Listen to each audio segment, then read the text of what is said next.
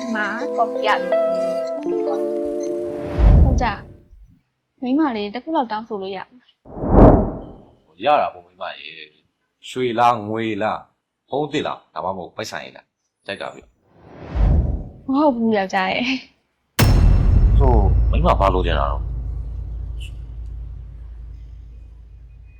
wedding photo နဲ့ video တွေရဖို့ main story ကိုဖုံးဆက်ပေးပါလိုက်ယောက်ျားရဲ့ဟောဒါအများမိမရေမနေ့ကပဲ main story ကနေပြီးတော့မှ photo ရဲ့ဗန်နဲ့ USB လာပေးသွားပြီးပြီ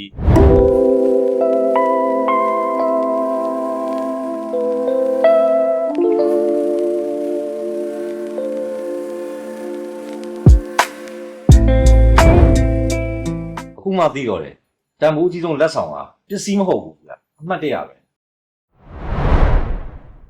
အဲ့ဒါကြောင့် main story ကိုရွေးချယ်လိုက်တာလေတရက်တာခိုက်တန်တွေကိုသက်သက်လုံးအမှတ်တရဖြစ်အောင် main story ကိုဖန်တီးပေးပါတယ်